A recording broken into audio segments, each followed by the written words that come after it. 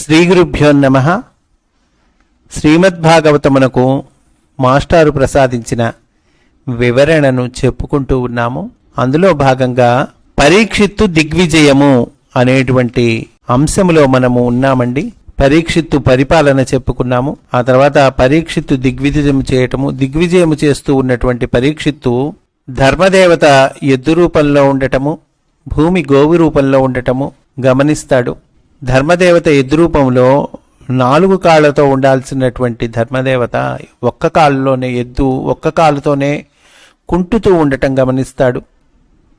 భూమి గోవు రూపంలో చాలా నిరాశతో నిస్పృహతో అశ్రువులు కారుస్తూ ఉండటం చూస్తాడు. కళ్ళెంబడి నీళ్లు పెట్టుకొని ఏడుస్తూ ఉండటం చూస్తాడు. గోవృషభముల సంభాషణ వింటాడండి. ఆ సందర్భంలో ఉన్నాం మనము. ఆ సమయంలో అటండి కైలాసపు మంచు కొండవలే మహాగంభీరాకారమున ఉన్న వృషభమును ఒకడు వచ్చి నేలపడునట్లు నిర్దాక్షిణ్యముగా తన్నెను. అతడు రాజువేషమున చేతిలో దండము ధరించి ఉండెను. క్రూర స్వభావము, కాలముచే ప్రేరేపింపబడిన క్రోధము వాని కన్నులలో తుణికసలాడుచూ ఉండెను. అతడు చాలా పొడగరి అయిన శూద్రుడు. కలి చెప్పుకున్నాం కదండి మనం. అతడు ఆ గోవును కూడా ఎగిరి గట్టిగా తన్నెను. దానితో ఆ ధేనువు చెదిరిపోయిన అవయవములతో, కన్నీళ్లతో, అంబారావముతో, పెదవుల నుండి జారిన లేత పచ్చిక పరకలంటిన నాలుకతో, చెమట పట్టిన దేహముతో నోటి నురగలు కక్కెను. ఇట్లు తన్నుచున్న వానిని బంగారు రథముపై నిలబడి పరీక్షిత్తు వింటికి నారి తగిలించి ఉరిమినట్లు గంభీర కంఠధ్వనిలో ఇట్లు పలికెను. పరీక్షిత్తు ఆ కలితో అంటూ ఉన్నాడండి, ఓరి దుర్మతి, నిన్నీ గోవు కొమ్ములతో పొడిచినా, నీ దగ్గరకైనా వచ్చినా మరేల తన్నితివి? నా బాహువుల రక్షణ నడుమ ఉన్న భూమి యందు నేరము చేయరాదని తెలియదా? మోసమున అధికారి రూపముతో పటాటోపము చేయుచున్నావేమి? నీవెవరు? ఇప్పుడే నిన్ను దండించెదను అని అన్నాడు పరీక్షిత్తు మహారాజు అతనితో. గాంధీవము ధరించిన అర్జునుడు, చక్రము ధరించిన దైవము భూమిని విడిచిపోయిరని మదముచే వడలు తెలియక దండనకు తగని వారిని దండించితివి కనుక నిన్నిప్పుడే దండించెదను. మరి గోవు, వృషభము వీటిని దండం చేయకూడదటండి, పొరపాటును కూడా దెబ్బ వేయకూడదట అని వృషభమును చూసి ఇట్లనెను. వృషభం వైపు తిరిగి అంటున్నాడండి పరీక్షిత్తు, కురువంశ ప్రభువుల బాహువులే రాజ్యమునకు ప్రహరీ గోడలు.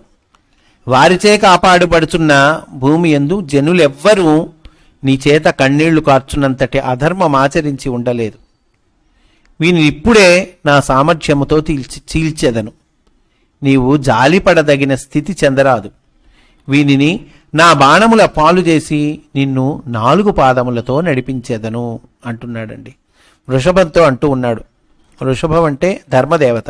ఒకరికి అపకారము చేయక నోటికందిన తృణములను తిని ఏటిలో నీరు త్రావి స్వేచ్ఛగా చెరించు నీ పాదములు కుంటుబడజేసిన ఇతడెవరో నాకు తెలియదు. వాడు భేచురుడైనను వాడు ధరించిన నగలతోనే బాహువులు ఆడిపడినట్లు నరికెదను. ఇప్పుడితను మింటికెగరినను నేలలో దాగినను నన్ను తప్పించుకొనలేడు అని వృషభంతో పరీక్షిత్తు మహారాజు అంటున్నాడు. ఇక్కడ మాస్టర్ మనకి చెప్తూ ఉన్నారండి.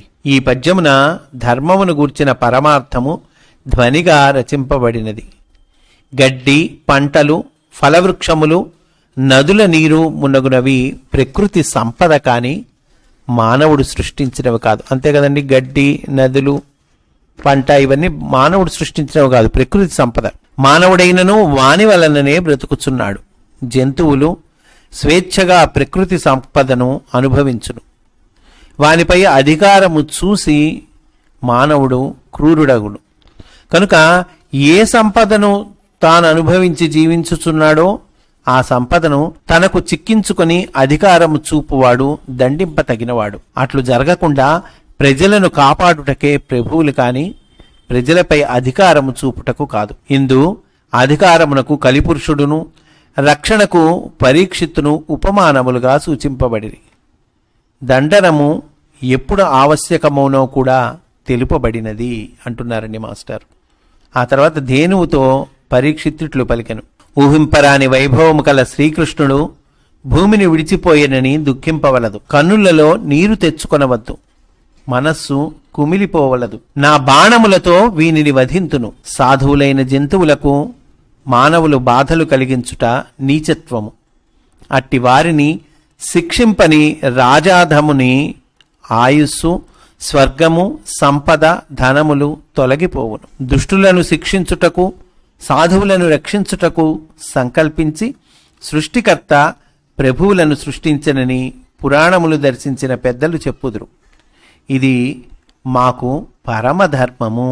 ఇట్లు పలికిన పరీక్షిత్తుతో వృషభ రూపమున ఉన్న ధర్మమూర్తి ఇట్లనెను. క్రూరులను శిక్షించి సాధువులకు జయము కలిగించుటకు కురువంశమున పుట్టిన మహానుభావుడవు. మా భాగ్యమున నీ ఉన్నావు.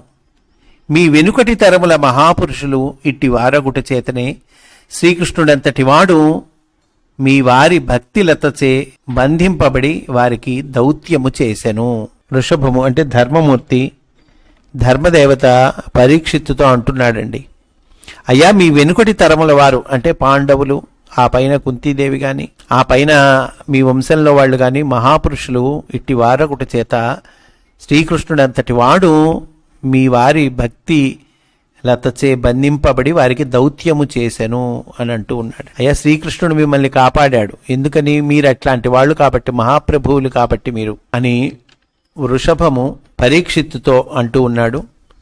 ఇంకా వృషభము పరీక్షిత్తుతో మాట్లాడతాడండి.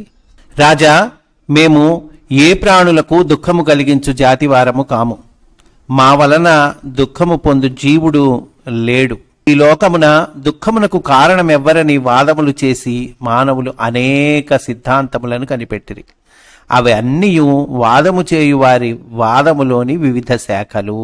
దుఃఖానికి కారణమేంటి అనేటువంటిది మానవులు రీసెర్చ్ చేశారు. చేసి ఏదో రకరకాల సిద్ధాంతాలు కనిపెట్టారు. యోగీశ్వరులు కూడా ఈ విషయమైన పొరపాటు పడి తమకు సుఖదుఖములనిచ్చు ప్రభువుగా ఆత్మస్వరూపునిపై నిందారోపణ చేసి తమ వాదములు కప్పుకొనిరి. భగవంతుడే ఇస్తున్నాడు ఇవన్నీ అనుకుంటున్నారు. అది పొరపాటండి. తప్పు చేయుట అనగా హాని కలిగించుట యొక్కటే. మాస్టర్ చెప్తూ ఉన్నారండి ఇక్కడ మనకి. అది ఎవనికి వాడు దుష్ప్రవర్తనము చేయును. ఎవరికి వాళ్ళు చేసుకునేది ఇది. భగవంతుడు ఇచ్చేది ఏముండదు. ఈ దుష్ప్రవర్తనము సరిచేసుకొనట తన చేతిలోని పనియే. మాస్టర్ చెప్తూ ఉన్నారండి. తనకన్నా శక్తిమంతమేదో తన చేత చేయించుచున్నదని నమ్ముట దౌర్బల్యము గాని సత్యము కాదు. అయ్యా ఈ దుష్ప్రవర్తనకు నేనే కారణము, ఇది ఒప్పుకోవాలి. మనం కూడా ఏవో చెడ్డ పనులు చేస్తూ ఉంటాం కదండి, తప్పులు చేస్తూ ఉంటాం. ఈ తప్పులు, ఈ చెడ్డ పనులు, ఇవేవో ఈ దుష్ప్రవర్తన, ఇదేదో కోపము, అసూయ, ద్వేషము, ఇవన్నీ వీటికి నేనే కారణము అని మనం అంగీకరించడానికి భయపడతాంట. భయపడి ఏం చేస్తాము? శక్తివంతమైంది ఏదో నా చేత చేయించుతున్నది అని నమ్ముతాం. దాన్ని ఇది దౌర్బల్యము కానీ సత్యము కాదు అంటున్నారండి మాస్టర్. గ్రహములు లెక్కబెట్టువారు గ్రహములకు వాని అధిదేవతలకు ప్రభుత్వమును కట్టబెట్టుచున్నారు. జీవుడు మంచిగా గాని చెడ్డగా గాని ప్రవర్తించుటకు గ్రహస్థితులు కారణమని సిద్ధాంతము చేసి కొందరు ఆత్మవంచన చేసుకొనుచున్నారు. చేసిన కర్మ యొక్క ఫలమే మన చేత నిత్యము మంచి చెడ్డ పనులు చేయించుచున్నదని మీమాంసకులు నిర్ణయింప చూస్తూ ఉన్నారు. మీమాంసకులు ఉన్నారు కదండి, వాళ్ళు ఏమంటారు? కర్మ యొక్క ఫలమేనయ్యా మన చేత మంచి చెడ్డ పనులు చేయిస్తుంది అని అంటూ ఉన్నారు. ఇక్కడ మాస్టర్ చెప్తూ ఉన్నారండి, మీమాంసా శాస్త్రము పూర్వ మీమాంస అనియు ఉత్తర మీమాంస అనియు 2 భాగములు.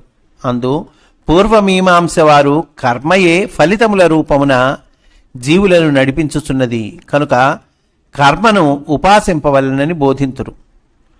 ఉత్తర మీమాంస అనగా వేదాంత శాస్త్రమే. దీనిని బోధించువారు జీవుల ప్రవర్తనమునకు కర్మఫలము కారణము కనుక కర్మబంధ విమోచనము పొందవలనని బోధించుచున్నారు. ఇరుపక్షముల వారును తమ నుంచి చెడ్డల బాధ్యత కర్మ వైపుకు త్రోసివేయుచుచున్నారు. మంచి చెడ్డల బాధ్యత దేని వైపుకు దోస్తున్నారు? కర్మ మీదకు దోస్తున్నారు. లోకాయత మతము వారు స్వభావమునకు ప్రభుత్వమును అంగీకరింపని వారు. వీరినే చార్వాక మతము వారు అందరు. వీరి ప్రకారము సృష్టి అంతయు స్వాభావికముగా జరుగుతున్నది. దాని స్వభావం ప్రకారం సహజంగా జరుగుతోందట సృష్టి అంతా. దీనిని నిగ్రహించుట సాధ్యము కాదు, నిరోధించుటకు అధికారము లేదు. మానవుని ప్రవర్తనలో గల మంచి చెడ్డలు కూడా స్వాభావికముగానే జరుగుచున్నవని వారి మతము. నాకు నిన్ను తిట్టవలననిపించుట స్వభావము అనువాదము నిజమైనచో నిన్ను తన్నవల్లెనని నాకు అనిపించుచుండుట నా స్వభావమని ఎదుటివాడు అనవచ్చును. అంతే కదండి. ఒకడిని మనం గట్టిగా తిట్టి, ఏమయ్యా నా స్వభావం ఇది తిట్టటము, అంతేగాని వేరే ఏం లేదయ్యా ఏమనుకోవాకో అని అన్నాం అనుకోండి తిట్టి, వాడేమంటాడు, వాడు మనల్ని నుగ్గుగా మెత్తగా తన్ని మనల్ని, ఇది నా స్వభావం అయ్యా ఏమనుకోవాకంటాడు. అంతే కదండి. దానితో జాతి నాశనము సాధింపబడును. కనుక ఈ సిద్ధాంతము ప్రళయమునకు కారణమగును అంటూ ఉన్నారండి. కనుక ఈ సిద్ధాంతము అంటే మానవుని ప్రవర్తనలో గల మంచి చెడ్డలు కూడా స్వాభావికంగానే జరుగుతున్నాయి అనేటువంటి సిద్ధాంతము ప్రళయానికి కారణమవుతుంది అంటున్నారండి. ఈ చెప్పబడిన అంశములలో వేనికిని సుఖదుఖములు కలిగించు సామర్థ్యం లేదు. కనుక రాజా, ఇతరుల వలన మనకు దుఃఖము కలిగినప్పుడు కూడా వారు చేసురని దుఃఖింప పని లేదు. తర్కమునకు నిర్ణయమునకు లొంగని వాడు సర్వాంతర్యామి, వాని నుండి పుట్టి సర్వము జరుగుచుండును. కనుక సర్వాంతర్యామి నుండి పుట్టి అంతా జరుగుతూ ఉన్నదయ్యా, ఇంతకన్నా సత్యము లేదు. ధర్మదేవత చేసిన వివరణమును విని పరీక్షిత్తు ఇట్లు పలికెను, ఓ ధర్మజ్ఞ, నీవు ధర్మమూర్తివి, వృషభ రూపము ధరించిన ధర్మదేవతవు. నీవు పలికిన పలుకులు పరమధర్మములు.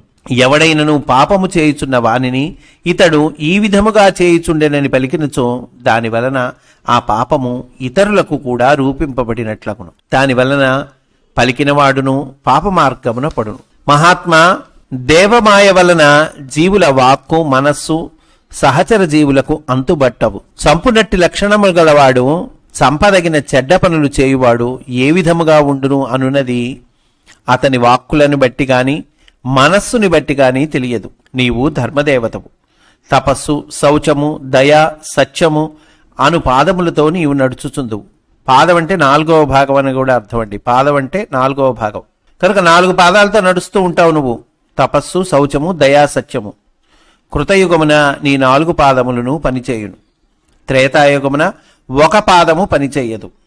ద్వాపర యుగమున 2 పాదములు పనిచేయవు. కలియుగమున నీ 3 పాదములు భగ్నమైనవి. ఇప్పుడు పనిచేయుచున్న నీ 4వ పాదమే కలియుగాంతమున అధర్మమును దమింపజేయును. మరియును లక్ష్మీపతి అయిన విష్ణువు భూభారము బాపుటకు భూమి యందు పాదము పెట్టెను. అతడున్నంత కాలము భూదేవి సుఖము చెందెను. అతని పాద స్పర్శ తొలగిపోయిన వెనుక భూమిని శూద్రులు శాసింతురని శోకమున ఈమె కన్నీరు కార్చుచున్నది. ఇట్లు పలికి పరీక్షిత్తు భూదేవిని ధర్మదేవతను గౌరవించెను. వెంటనే తొలకరి మొబ్బులో నుండి మెరపు మెరిసినట్లు వర నుండి ఖడ్గము లాగి కలిపురుషుని మీదకి విజృంభించెను. అతడు వెంటనే రాజటీవీ విడిచి, ఎవరండి ఆ కలిపురుషుడు, వెంటనే రాజటీవీ విడిచి వాడిన మొగముతో భయమున గడగడ వణుకుచు హస్తములు చాచి అతని పాదములను స్పృశించి శిరస్సు పరీక్షిత్తు పాదములకు అంటున్నట్లుగా నమస్కరించెను. శరీరము వడవడ వణుకుచుండగా, నేను నీ శరణాగతును, రక్షింపుము, నన్ను చంపకుము అని పలికెను. అప్పుడు అతనితో పరీక్షిత్తు ఇట్లు పలికెను. ఆ కలిపురుషుడితో పరీక్షిత్తు అంటున్నాడండి, నేను అర్జునుని మనుమడను. అర్జునుడనగా తెల్ల కీర్తి కలవాడని అర్థము. నేనట్టి కీర్తితో కూడిన వాడను. భయపడిన వారిని, జయింపబడిన వారిని చంపను. నీవు దుర్జనత్వము విడిచి తొలగిపొమ్ము. నీవు పాపులకు దగ్గర చుట్టమవు. నా బాహువులచే రక్షింపబడుతున్న భూమి అందు నీకు తావులేదు. నీవు రాజరూపముతో వర్తించుచున్నావు. అసత్యము, లోభము, దొంగతనము, దౌర్జన్యము, దురాచారము, మాయ, కలహము, కపటత్వము, కల్మషము, దారిద్ర్యము అనునవి ధర్మమునకు వ్యతిరేకమైనటువంటి లక్షణములు. అవి నీ యందు నివాసముండును. అందువల్ల ధర్మానికి వ్యతిరేకమైన లక్షణాలు ఏవైతే ఉన్నాయో అవి నీ యందు నివాసం ఉంటాయ్యా అంటున్నాడు పరీక్షిత్తు మహారాజు. ఈ బ్రహ్మావర్త దేశము సత్యమునకు ధర్మమునకు నివాసమైనది. ఇచ్చట పెద్దలు యజ్ఞార్థ కర్మలను వ్యాపింపచేయుదురు. యజ్ఞమునకు అధిపతి అయిన హరిని గూర్చి వారు యాగము చేయుచున్నారు. సకల భూతముల యందును అంతర్యామి అయిన స్థావర జంగమములకు లోపలను వెలుపలను వసించు వాయువు వలె విష్ణు ఉండును. కనుక వాయువు ఎట్లా అయితే మన లోపల ఉంటుంది, మన బయట ఉంటుంది కదండి, అట్లాగే విష్ణుమూర్తి ఉంటాడయ్యా. అతడు వారికి సుఖము కలిగించుచు వారికి కావలసిన వానిని ఇచ్చుచుండవలెను. కనుక నీ విందుండుటకు వీలు పడదు. ఇక్కడ మాస్టర్ చెప్తూ ఉన్నారండి, యజ్ఞార్థము సత్కర్మలు ఆచరించడం వలన సర్వజీవులలోని మనస్సునందును సంతృప్తి వ్యాపించును. కనుక ఇట్లా 10 మందికి ఉపయోగపడేటువంటి మంచి పనులు చేస్తే ఏమైతుంది? సర్వజీవులలోని మనస్సునందును సంతృప్తి వ్యాపిస్తుందటండి. అందరిలో సంతృప్తి వ్యాపిస్తుందట. అది ఏ సర్వాంతర్యామి తృప్తి. దానివలన వాతావరణము నిర్మలముగా సౌఖ్యవంతముగా ఉండును. ప్రజల ఆవశ్యకతలు అప్రయత్నముగా నెరవేరును. అధికారము వలన కార్యసాధన చేయవలసిన పని ఉండదు. అందువల్ల ఏదో అధికారం చూపించటం, ఏదో పని రాబట్టటము, పని చేయించటము, పని జరిగేట్లు చూడటం ఇవే ఉండవటండి. అప్రయత్నంగా నెరవేరుతాయి కదండి. కావున ప్రభుత్వం కూడా అధికారము చూపుట కాక ప్రజల యందు సేవాభావము వహించి ఉండును. ప్రభుత్వం కూడా అధికారం వహించాల్సిన అవసరం లేదు కదండి. అందువల్ల సేవాభావం కలిగి ప్రేమగా ఉంటుందటండి ప్రభుత్వం కూడా ప్రజల పట్ల. అట్టి వారి నడుమ అధికారముపై నమ్మకమున్నవాడు పనిచేయుచున్నచో వాతావరణము కలుషితమగును. కనుక కలిపురుషుని హద్దులు దాటి పొమ్మనుచున్నాడు. అందువల్ల ఏమంటున్నాడు? కలిపురుషుని పొమ్మంటున్నాడు పరీక్షిత్తు మహారాజు. ఇట్లు పలుకుచూ పరీక్షిత్తు దండహస్తుడైన యముని వలె ఖడ్గమును తన చుట్టూ గుండ్రముగా తిప్పెను. ఖడ్గాన్ని తిప్పాడండి. అతడు ఖడ్గమును చూపించినంత మేర తన రాజ్యపు సరిహద్దులలో ఉన్నచో చంపుదునని అభిప్రాయము. అట్లా తిప్పాడంటే అర్థమేంటి? ఈ సరిహద్దుల్లో నువ్వు ఉన్నావంటే చంపేస్తా నిన్ను అని చెప్తున్నాడండి సూచనగా. పరీక్షిత్తు మహారాజు కలితో చెప్తూ ఉన్నాడు. దీనిని విని కలి ఏమన్నాడు అనేటువంటిది రేపటి రోజున మనము చెప్పుకుందాము అని సవినయంగా మనవి చేసుకుంటూ స్వస్తి వాసుదేవ.